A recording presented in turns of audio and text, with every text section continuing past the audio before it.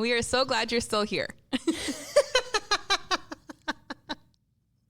All 7 of you. No, I don't know how many. I feel like it's increased. It may be 7. And even if it is 7. 7's a good number. We love you, 7. You're great. It's a sign of completion. It is. Very biblical. Yes. We'll stay strong on 7. Please just hold your breath. Every door looks better when you keep it closed. Keep your head down and don't watch your step. No point in even trying now, just let it go. Maybe they will write the same for me. Maybe this was really just a dream. Don't wanna take that risk and try to see. A 9 to 5 will bring security, I'm sure, but I can guarantee you that's no way to live. Way to live. Promise that's no way to live. Way to live. Hello, and welcome back to Prodigal Peas in a Pod. I'm Denise Acosta. And I'm Brooke Ackerman.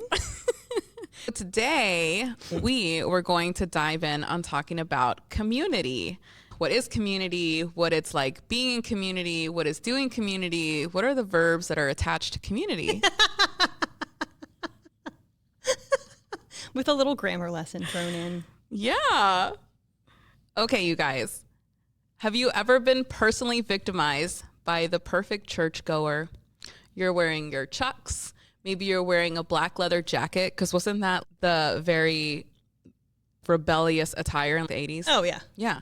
And you're wearing all that stuff, and you're not wearing your pretty sundress with your pretty white shoes, and you're in class, and you have to Google where Leviticus is in the Bible because you have to read that next.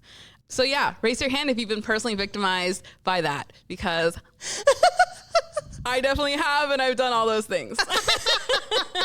It makes me very sad that somebody was critical of you for wearing Chucks. Pastor Brian. Hi, Brian. Hi, Brian. For those of you who may not know, he's the pastor of Christian Fellowship Church, which is where we record because they're so kind and gracious to us. He wears Chucks. He's worn them before. I know. And when I saw him wear them when I was at this was church, it very healing? Oh my gosh. Oh. I was like, Mom, I want to go ask him if we can take the shoe pictures together. And Did you do it? I was going to, but he was being pastor and being busy. So he was How like dare he? talking to all these people. And I was like, no. Okay, well, now that needs to happen. Now that I'm also aware of this, I need this to happen for you. It was I need it so to happen freeing for me. for me to see that, because growing up Catholic, it was the understood thing. You dress up for church, look nice, you clean up, and you present yourself the best. And there's nothing wrong with that. Yeah. There was a period of my time where I was super rebellious about that, and I was really upset about it. And now I have a better understanding of that. Yeah, sure, I want to, but that's the space that I'm in now. So sometimes I'm really tired, and I'll show up in like my hoodie and whatever, because the point is to show up and be there. Yeah. Authentically yourself. So if I was wearing something on a Sunday one day, jeans, Chucks, and a t-shirt, it was disrespectful. And so you get looks, and you feel the looks. Oh my gosh, you better believe I am showing up on Sunday in jeans, a t-shirt, and my Chucks. Don't forget the black leather jacket. What I'm picturing is a biker jacket, like that style. Oh, That's I'm picturing, what's his name from The Breakfast Club. Oh, yeah. Right? Wait, Denise, so you mean there are stereotypes that exist within the church? What? Yeah, there totally are. Unless I just made that up in my head. No, you didn't. I was being sarcastic. Sometimes I make things up in my head. You didn't make that one up. But it feels awkward. I felt awkward, and it wasn't a very good feeling. And today, nowadays, that's something that I celebrate. When I see someone that doesn't quite fit the clean cut Christian, devout Christian since they were in the womb kind of a situation, I really like that. I celebrate that for sure, because it is beautiful, and God created us differently, and he calls us to different things. And we've mentioned it before in other episodes that very thing about you that makes you unique is the one thing that allows you to reach people that others may not be able to. And I like that it's not supposed to be one or the other, because right now I'm thinking of a particular person in our church who is always very put together. She always looks so nice, and that's just authentically her. She's not putting on a show because it's Sunday morning. It's just who she is. And so her showing up as herself, and whoever in their leather jacket and Chuck showing up as themselves. It's not, you have to look this way or act that way. It's show up as you. And that's what church could be. Should be. It doesn't have to be, you got to fit this mold, you got to look a certain way, you got to sound a certain way. It's how about we all show up and love each other the way that Jesus loves us. Isn't that a novel concept? Yeah. And I think the reality is that a lot of us coming into church are very skeptical about that. We're very hesitant to come and what are they going to say? They're just going to judge me and this and that. And you already just don't want to go to church because of that. And I was very glad to not have that experience. And I kept thinking I would at some point. I'm like, oh, it's just because I haven't met enough people yet. Or it's because I haven't actually shared my real story, my real background. That's why they still like me. But once they know that, then it's over. My community's done. And I thankfully have not experienced that here. And I feel like that's on the rise now. I feel like for more churches that we're shifting that perspective on things and getting back to what truly matters. Yeah. Thank goodness. Yeah. So Denise, it seems like maybe you have just probably one, not more than one story to share about a time where you felt like... I have so many stories. But about what? Where you felt like someone was trying to communicate to you that you didn't quite fit or you didn't belong based on appearance or some other outward expression. Yes, tons. And that's probably why it's no surprise that I have Misfit of Creation. So culturally, Hispanics are more on the conservative side for religion. So I mentioned before the dressing the part. And the churches that I had attended before in the past, everybody was very clean and put together. Now that I'm in this journey of mine and this intentional relationship that I'm coming up on 5 years now, I've had moments where I remember I was at Walmart and I was just shopping and some lady came up to me, nice Hispanic lady, younger, and she was asking me if I speak Spanish. And I was like, yeah. And I'm thinking she probably needs help finding something, not an employee, but whatever, I can try to help how I can. And so she starts talking to me about her church and that they're having a Bible study and they're looking for more women. And I was like, oh, well, thank you so much for the invitation. I'm actually plugged into a community group at my church. I won't be able to join, but thank you. And so she was like, oh, okay. But then the other lady that she was with, who was older, an older Hispanic woman, came back. And so she starts asking me, oh, do I speak Spanish? And I'm like, yes. And so she starts, same thing, right? Telling me about the Bible study. And I was like, yeah, the girl, I don't know if she gave me her name, but anyway, she was telling me about it. And I'm actually plugged into one at my church. So I'm already pretty busy there, but thank you for that. And good luck. I hope you can get it to grow. And she just looked at me, she looked at my tattoo, and she was like, really? You go to church? Oh. Yeah, you guys, like, today I would handle that much better. Back then, I was still kind of new, and I was like, Denise, just walk away. Just walk away, because you're going to say something that's not nice. So I was like, you ladies have a fabulous day. And I walked away. But that wasn't where it stops. These things have happened to me on multiple occasions. I was at the reception for a funeral of a friend for my mom's, and I had been there with another friend of mine who was part of the small group that I'm in, and he happens to be the group leader there, and we had been visiting this person in the hospital on their final days, and so the funeral came and we wanted to be there for it. We're at the reception and this lady comes up to my friend and is like, oh, I loved what you said. It was so beautiful. And I was like, yeah, singing his praises too, because he's great. What he said was wonderful. And she looks at me, she's like, are you saved? And I was like, yeah. And she's like, are you sure?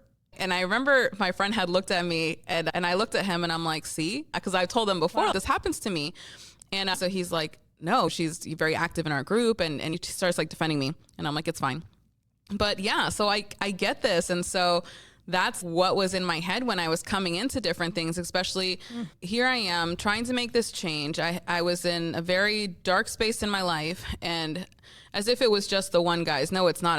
I years of darkness, but this was like the end of my rope. And that's when I was talking to God, and I was like, I want something different. And so I understand that if I want to see change, I need to do something that I haven't done because what I've been doing isn't working.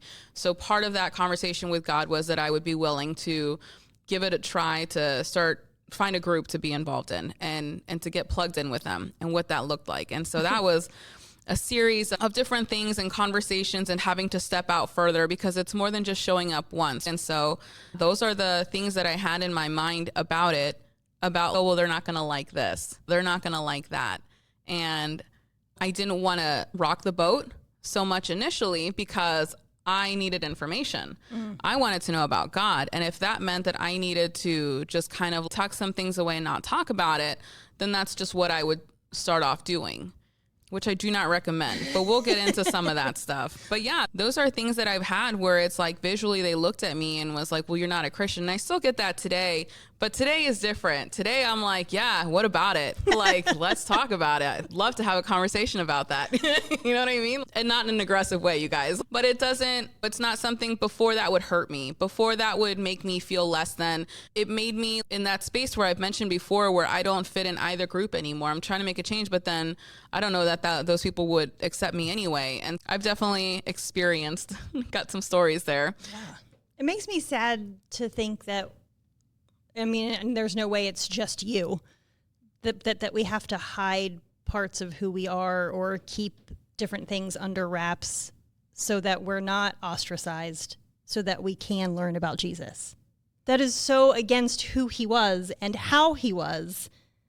But yeah, church people, and listen, we're church people. We are church people. But just as with every other group, there are people in the church people group who aren't as kind as we would like them to be, who aren't as accepting as we would like them to be. And that really makes me sad that you felt like you had to ease people into who you were. Ugh. Yeah, you know what, though? That's the best way to say that. I did. Do you know who, you're in good company, though, because you know who else didn't fit very well in religious circles? Jesus. He ticked some people off. Yes, he really did. Just by being him. He did. Yeah. Yes, he did. Interesting. But that's exactly what I did. I was easing people in. I remember thinking, okay, well, we'll only unlock this much now. And then after a few months, New okay, level. now we'll give, New level we'll unlocked. give them a little bit more. I'm giving them a little bit more each time so that it wasn't like a huge shock.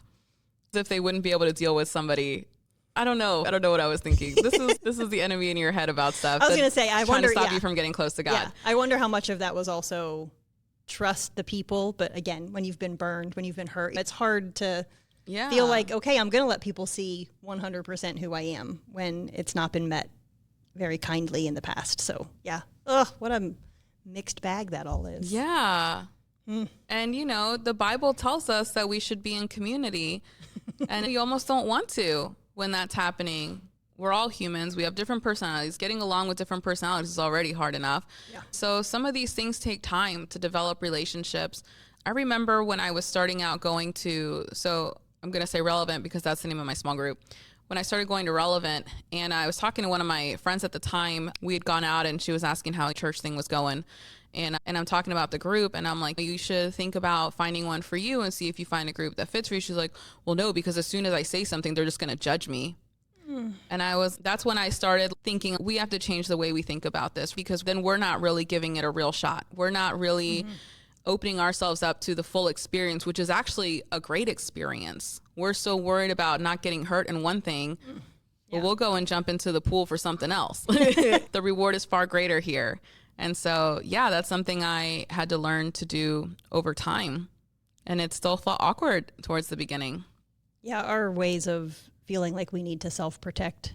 Necessary. I mean, I understandable, but it can create so many barriers that we don't mean to create, that others don't want us to create, but because of how we've been hurt in the past, we all have our own ways of self-protection. So one of the things about going into community and starting that off, at least for me in my journey, was that it still felt awkward. Doesn't matter. Even if they didn't look at me weird, I was feeling that kind of a way. I still felt awkward through it, and I was trying to get through it.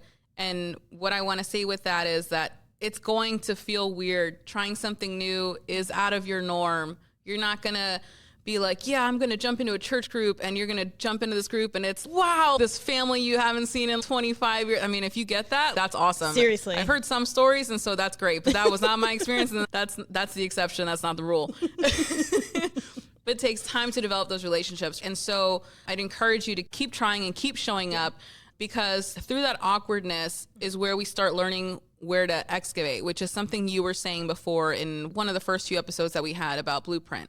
We all have a blueprint, and it's not that we need to be somebody else or become someone else, but rather start excavating and taking these things out to get to who God really wanted you to be. And it helps to remember that, like you said, anytime we do something new, it is going to feel a little uncomfortable. And just because it's a little uncomfortable doesn't mean it's bad. It doesn't mean that it's not where we belong. It doesn't mean we shouldn't be doing it. Anytime something is new, it's new. So it's not comfortable because it's not familiar. But finding real community, and when I say real, I mean authentic people who are willing to hear your story and share theirs, it is so worth it.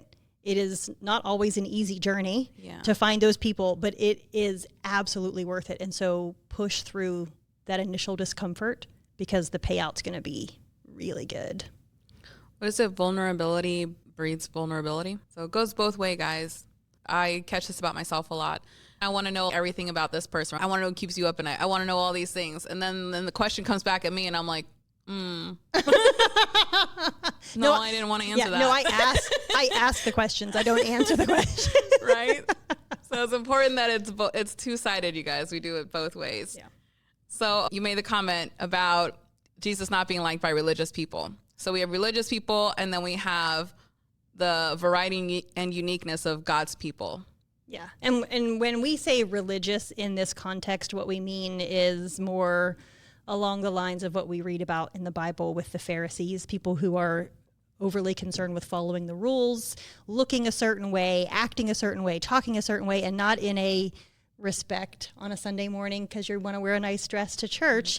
It's more you have to meet these criteria or you're disqualified. That's what we mean in this context, because there is absolutely nothing wrong with having a specific faith, going to a specific denomination of church. We obviously go to church. We're not saying that that's a bad thing. So I just want to make sure we're all starting from the same place with terminology, because we can hear that differently than maybe what is intended. And if we get too caught up in the specific details of you have to look a certain way, sound a certain way, follow all the rules, do all the good things, don't do the bad things, we're missing the point. And we're going to miss that there are people that we could be connecting with, because we can get overly focused on do the do's, don't do the don'ts. Because I mean, it really, I love reading the parts in the Bible where Jesus chooses the 12. Because you could not find a more ragged bunch of people. He didn't go after the church people. He didn't go to the religious leaders. He went to the townspeople, just the everyday guys. And it was a variety. It wasn't all the same kind of people. To have a tax collector, to have a religious zealot, to have fishermen, it was just such a hodgepodge of people. And that was not coincidence. He was very purposeful in what he was doing. And I mean, if you've watched The Chosen, and if you haven't watched The Chosen, oh wow, you need to, because they've done a really good job of giving personality to each person. Yes, it's about Jesus, but to see the 12 and how they are depicted, I think it really helps to round out when I'm reading the Bible now, because I have personality details that I now see in these different people. It's super helpful. When I was starting to read the Bible and try to see what was all in that thing, I'm reading these stories about Jesus picking the 12, and it went over my head that was a weird thing. Because in my head, I'm okay, yeah, what's wrong with fishermen? Like, these are people, that's who you would pick for your thing. But not really understanding the full context. Back then, if you're going to do something religious, then it's the religious leaders that are doing it. It's not just Joe Schmo. And we see different examples of this throughout the Bible, because even when David was chosen, he had these brothers who were very king-like in stature, in looks, all of the outward appearance. They checked all the boxes.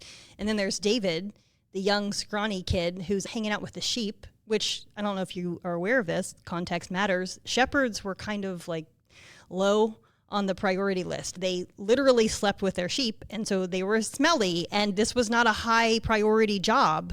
And so for the young, not very king-like looking person to be chosen as king, and scripture tells us that man looks at the outward appearance, the Lord looks at the heart, that matters. And so if we want to be how God designed us, and if we want to be Christ-like, then we need to not be so focused on the outward appearance and also look deeper at ourselves and at others, because that's where connection happens. That's where community starts.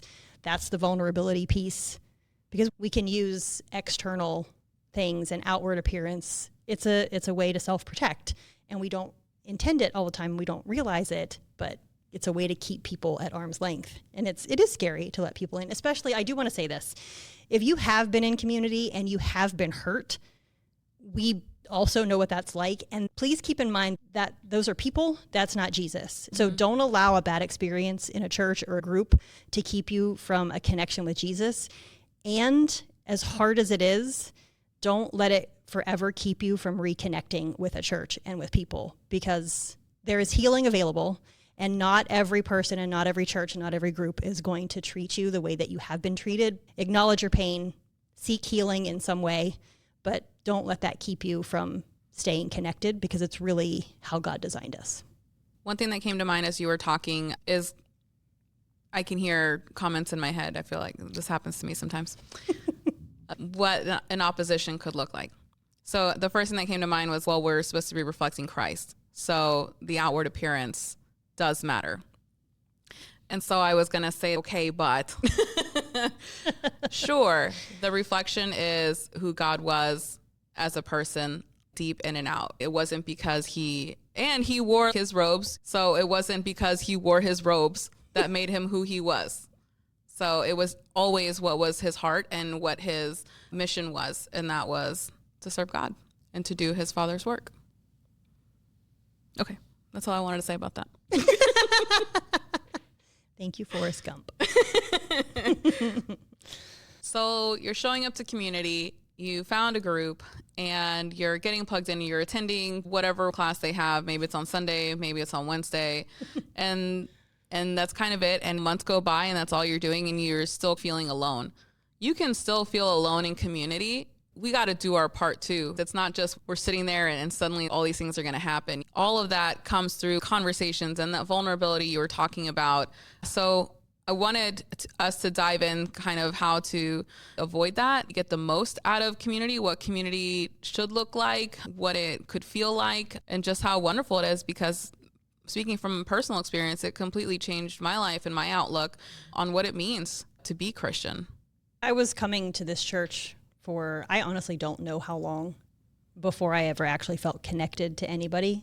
We would attend the service and we would leave and we'd go grab lunch or we'd grocery shop, go on with our day. But there was very little interaction with other people who had spent that time with us in church.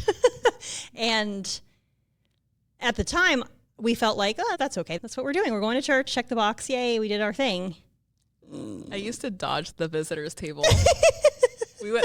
Same thing as her, right? I've been going to this church for 10 some years, but I would just leave right away after the service. And they're always like, oh, if it's your first time here, come to the welcome desk. We have something for you. Blah. And I would always try to duck out. I don't want them talking to me. They're going to try to get me to stay here. They're going to want me to volunteer and get into all these groups. I'm not doing all that. That's what it was back then. And at the time, I thought that's all I really needed. But like you said, you can feel very alone even when you're in a crowd of people. And we saw a couple of classes written out in the bulletin, and that's a whole story for another time of why we chose the ones we did and all of that. But there was one class in particular that, I am not exaggerating at all, changed our lives. It sent us on a path that I don't know if we would have found it any other way than this couple, who they're still very much in our lives, amazing friends, mentors, but they completely shifted our view of what it meant to be in community, what a relationship with Jesus looked like. It drastically changed our lives. And even in that, it still took a lot of time to be willing to be vulnerable, because especially for me, I keep saying we, I mean my husband, hi John, Hi, and John. me, but I had been hurt a lot in the past through people who I thought were really good friends. And so to enter back into, and this is why I'm saying, don't let it keep you forever from reconnecting with people, but to enter back into a vulnerable, transparent kind of friendship was terrifying to me because I was convinced that it was going to end the way that these other friendships had, with feeling rejected, feeling betrayed, feeling alone again. And isn't that so fun to have a repeated cycle in your life where you just feel terrible about yourself over and over and over. But thankfully, this group of friends, this community, they did not do that. There were a couple of those friends who were willing to call me on some stuff and they did it in a way of, we see this and we know this isn't the best about you. We know this is a hurt place in you. And so it was very kind and it was very loving. And it was we're not leaving, we're sticking around, and we're going to see you through this. We're going to sit here with you, however long that takes. It's not, Aww, we see this thing in you and we're gone, which just that alone was healing. And that they stuck through because I went through a very painful, it was like years and years and years. And I was not a pleasant person to be around. I was very angry, and they stuck with me and called me on some tough stuff and said some things that it was not easy to hear, but I needed to hear it. And so their willingness to stick with me, to be vulnerable in saying, this is how your behavior is affecting us, but we love you and we know that this isn't what God has for you. It was hard. It was so hard, but it is absolutely worth it. And these people are still in my life, and they are still the people when stuff hits the fan. They're the ones that rally around, but they're also the ones that celebrate the amazing things too. And so it's real community in the way that I think Jesus intended it. But it's not easy, and it takes a long time, and you have to be willing to trust, and you have to be a trustworthy person, and you have to be willing to not just ask the questions, but answer the questions. And it requires a lot of you, but it is so worth it. Something I was going to ask you, I don't know if it's related or not, but did you feel that your heart had started to be conditioned to that point that the conversation happened, that you would be open to receiving that, or not quite yet? When the tough conversation started? Oh, yeah. No, it was not. I was not ready for that. I was not. Okay. It was healing a little bit, and it was easier then than it had been in any other time, but it was still a shock to the system is how it felt. I was just expecting the friends who were having these conversations they were going to stick around for a little bit, but then they were eventually going to leave. It was going to end up the way that it always had been anyway, and I was just going to be left feeling, well, thanks for pointing out all my flaws, and now our friendship's over, and I'm left with this puddle and don't know what to do with it. So that's why I'm saying it was still really hard, and it still took a lot from me to be willing to say, okay, well, they haven't gone away yet. But there was the yet. I was expecting it to just go like every other time, and thankfully these people were not like everybody else, and it didn't go like it had every other time. But no, it was still hard. Thanks for sharing that. I think that's helpful. I find that that's very helpful, because you do have some stories where healing has already been happening, and so now you're in a place where you're more open to hearing that kind of thing and having those tough conversations, but it coming way out of left field and still navigating that and sticking through that. I think it's helpful, because there's a lot of us that it would catch us off guard like that, and it would be very easy to not stick it out. Don't do that, guys. Do what Brooke did. Take a chance. Yeah, just try not to be angry for years and years and years while you're unearthing, while you're excavating the things in your blueprint, because that makes it a little harder. What about you? So for me, doing community, I felt like, you're getting ready for school. All right, it's your first day. Get your backpack. Be ready. We don't know what's going to happen. Prepare for the worst, but it's going to be okay. You're bracing. Yeah. And I remember Mom was coming with me too at this time. And so I found a class for her, was with John, actually. She was doing Square One, and I went into Relevant. And I just remember walking up the stairs and being like, all right, these church people are not ready for me. But I was at a point in my life where I couldn't afford to keep holding back and not doing things because what about this and maybe that. I needed answers. I needed resolution. I needed it fast. And so I knew that I was going to come out with 75 different questions right out the gate for anything I thought of, whereas before I wouldn't even ask the questions because I would feel silly. You should know that. Or like, how do you not know where that book is in the Bible? And I threw all of that out the window. And so here I am starting to go to this group, and I would only go for the sermon discussions right after the service. And they would always hang out for lunch. And I was like, no, I can't go to lunch. I'm busy. And so finally, after enough of saying no, I was like, I'm checking myself. Denise, it's just lunch. Just get food. What's the worst that could happen? You don't like the conversation? Well, then you're done eating and you can leave. Why am I so in my head about this? I'm like, all right, fine. So I started going to lunch, and our lunches lasted forever. And so, because part of me was resistant, because I'm like, well, all they're going to do is talk about the Bible. And I don't know that I can do that for 5 hours. And the turntables, you guys. But at the time, I was like, that's too much. But anyway, I started going, and wouldn't you know, they had other likes and hobbies too. Oh. And so, right, like they're people. Wow. And so I'm hearing about all these things and movies that they've watched, and it's just, I don't know where we get these stereotypes in our heads sometimes. I'm like, you listen to secular music? What? Aren't you not allowed? That's not a thing, you guys. But anyway, it took time. And so I remember that I had gotten into jail ministry within my first year of being intentional about things. I found out that we had one, and I was like, I need to be a part of this.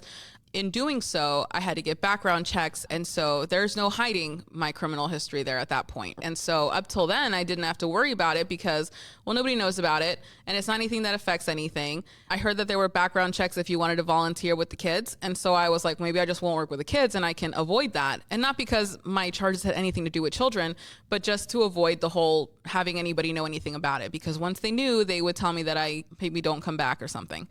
And so I had to go through the background checks for jail ministry, and it was the most redeeming thing for me because I remember this conversation with Mike. Hi, Mike. Hi, Mike. And I had to talk about what it was like for me spending my days there. What was my thought process, like my mentality in those times? And so I remember sharing it, and the first time ever that I was celebrated for my story and who I was and what's come of it since then. And that was still very early in my intentional journey here.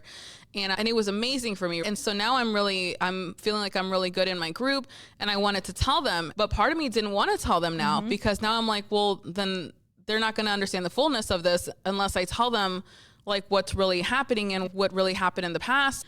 So I was really nervous about it, and I did finally share it. And I remember thinking, well, if they don't talk to me anymore, then they don't talk to me anymore. And at least I still have jail. These are real things that I was talking to myself through because I had already held some of this stuff back. And I also was holding back some of my personality because if you know me, you know how ridiculous I am. And so you mean fabulous? I think autocorrect changed it. I mean, I don't see ridiculousness as a bad thing. No, me either, obviously. I think it's funny, but I wanted to prepare them because I know I can say ridiculous things, and again, I think you mean fabulous. And maybe they weren't ready for it. So I was basically like, okay, after some amount of time, okay, now I'll unleash a little bit more, and now I'll give a little bit more, and now so they get a better idea of who I really am. Well, for one, I was cursing up a storm, but I had enough respect to know that they obviously didn't engage in that level of cursing, and so out of respect, I wouldn't. That didn't mean that I wasn't still doing that somewhere else. And I didn't want to lie about that either. So now we get to this point, and I'm like, you guys, I'm joining jail ministry. And I was, all right, I'm going to tell them. And I did. And I was telling them why I was so nervous about it because I had to do the background check. And wouldn't you know, the one reason that would make me want to be a part of jail ministry so much is the one reason that may keep me from being able to be in jail ministry.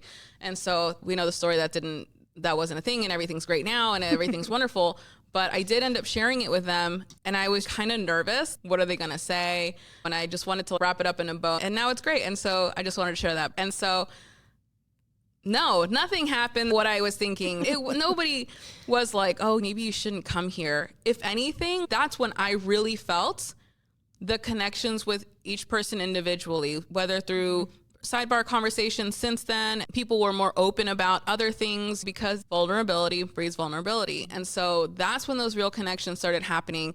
And rather than being rejected for it, like I had thought was going to happen, and how many of us think that's going to happen, didn't and doesn't always happen. And so in a healthy community, those are not things that you need to worry about. And you have these moments where, okay, you're like, what sin are you struggling with? And why would you talk about the sins you're struggling with other people? I remember I had a conversation with a girlfriend of mine about it. And I was like, how come you don't get plugged into a group at your church? It's super helpful. I think it would be helpful for you too. And she's like, what do you do in those? And I'm explaining there were people in my group who were vulnerable enough to share, hey, this is an area that I know that I'm falling in, and we're praying about it. We're talking through things. And so I'm sharing that with my friend, and she's like, no, nobody does that, Denise. That's a unique thing for you guys to sit around and talk about the sins that you struggle with. And I just remember being like, wow, that's too bad. Yeah. That's too bad. So I've been able to step out more with other people and take that chance now. And it's made a world of a difference for community. I don't just have my small group. I love them to death and they're my core, but I now have other outlets too. It's not, because then it was like, oh, well, because they at least know me now, so they're going to hold on to that. No, man. The way our perception of things, and when it's like that, that's not from God. That's not. There's a lot of conversations we should be having with God about that, on who it is we really are and how he sees us versus how we think others are seeing us. And to be truly known by others, it can feel scary.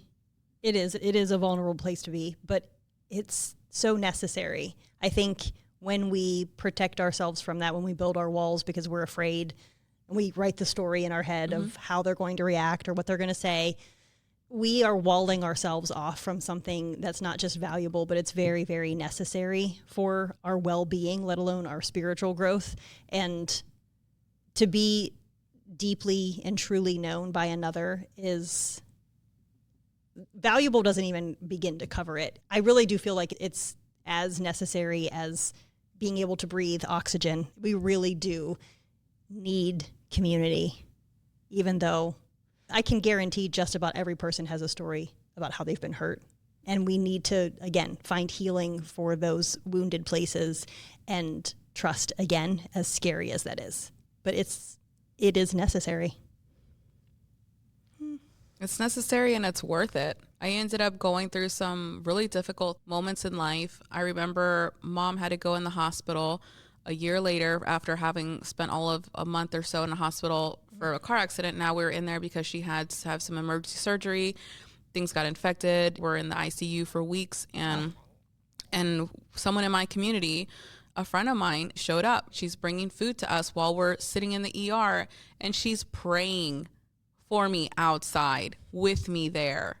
I have never had someone take time to come out and bring us food, and on top of that, actually pray. It's one thing to be like, I'm going to pray for you when I get home. I keep you in my prayers, and I appreciate those. I'm not knocking that. Yeah. But to show up like that and to physically in that moment pray, it made a huge difference. It meant so much.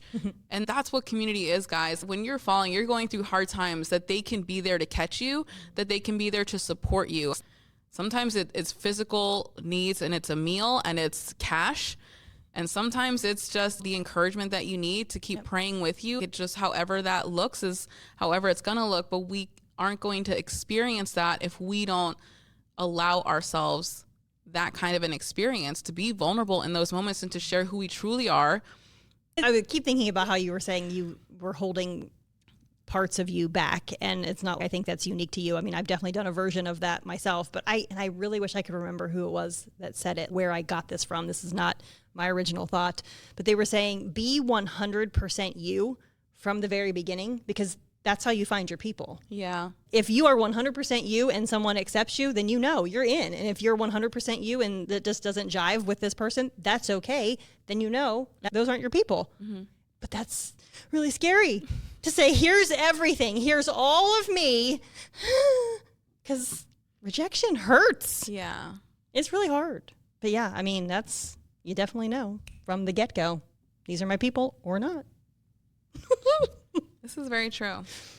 Sometimes your people change. Yeah. Sometimes what you end up really wanting in the end shifts and it changes. And sometimes you no longer allow other things anymore. And that's just part of the process. We've said it a couple of different ways, but just to make sure we're being clear, there's diversity, which is valuable and we need it. There's the idea of actually showing up and not just checking the box when you're with whatever version of community that you're in. Like all of these things matter. All of these things are important.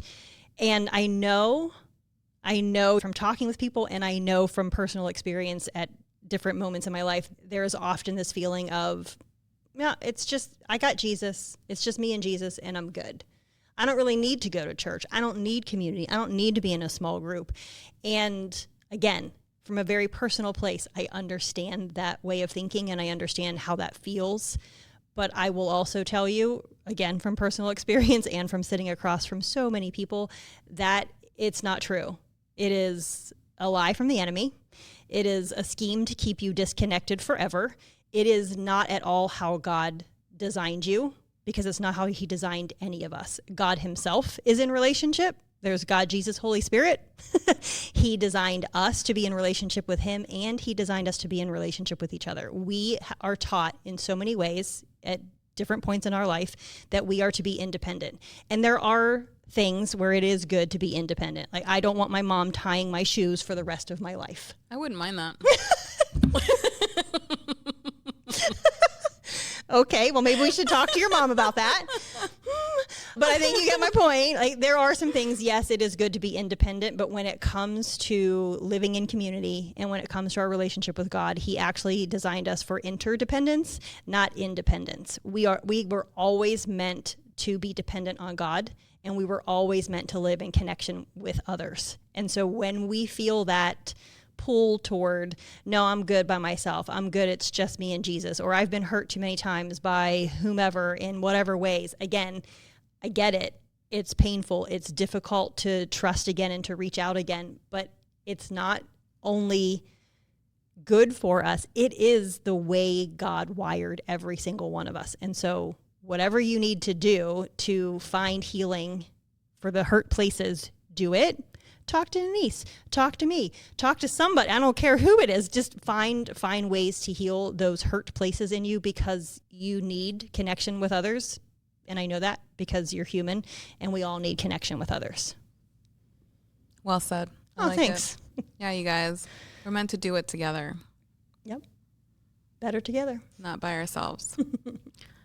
If you're anything like me and felt that you needed to water down some areas of yourself to be accepted, one of the reasons I did that too initially in the beginning was because I really needed to learn about God. I really needed my answers. I needed to know who he was, what this meant for me. And so we'll just hide whoever I am, because what's more important here is to have this information.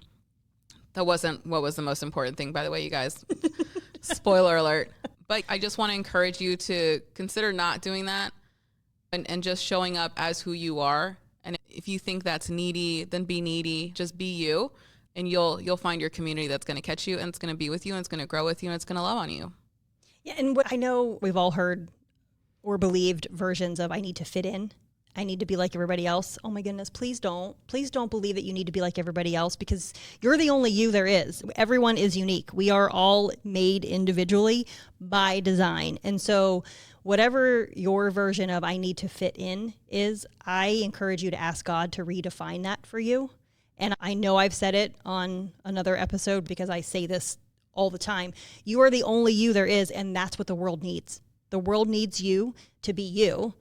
We don't need you trying to be somebody else. And I had to learn that for myself, and you have to learn that for yourself. But throw out the idea of you have to look a certain way, sound a certain way, whatever that is to fit in, because I don't even know what that means. Really, if you really stop to think about who sets the bar for what it's supposed to look like and what fitting in actually means, just ask God who he says you are. Be that, because that's what the world needs.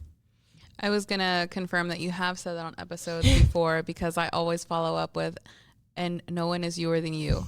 No, that's right, because we're like Dr. Seuss. Dr. Seuss. I still didn't figure out what book that was. Maybe you guys can tell us. Leave in the comments.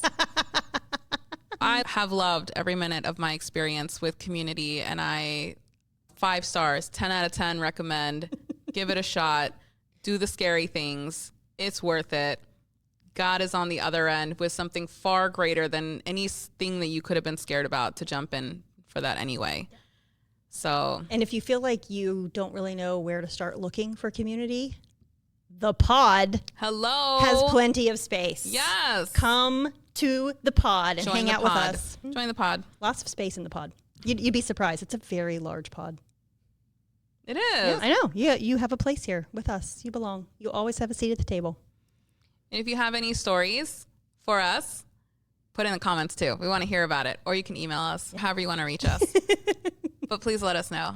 So thanks for joining us today.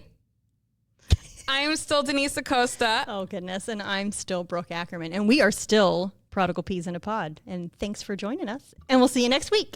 Okay, bye. Thanks for tuning in to another episode of Prodigal Peas in a Pod. Not sure how you found us today, but be sure to like, subscribe, and follow so you don't miss out on any other episodes.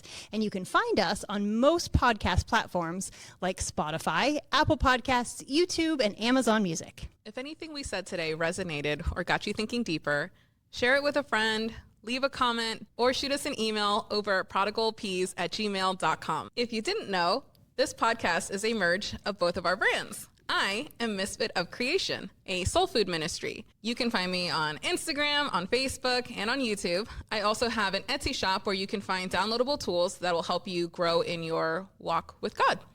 And that is misfitofcreation.etsy.com. And if you're looking to be a monthly supporter, you can also find me on Patreon. My mental and emotional health coaching practice is Blueprint Heart and Mind Coaching, and you can find me at blueprintheartandmind.com, where I have a blog, and you can also make an appointment with me. And you can find me on Facebook, YouTube, and Instagram. We'll see you next week. Okay, bye. I think I get it now. I need to be myself because a copycat can only do so well. In love with everything that makes me who I am. Don't need a backup plan. I hope they understand that I'm doing better today. I got me a mission. I got some fruition. You down to stay out the way. Can't seek validation from people who hating. I got my mentality straight. Shout out to God. I've been keeping the first. You've been working and paving the way. And now I can guarantee you that's the way to live. Way to live. Promise that's the way to live. Way to live. Promise that's the way to live. Have you ever felt personally victimized? It's like a lawyer commercial. If you've ever been, you could be entitled to compensation. Contact Acosta and Ackerman. Can you imagine? If you've ever been victimized by a church person, yeah, you might be entitled to compensation. Acosta and Ackerman. I love that. Okay. Attorneys at law. I need some of your new business card.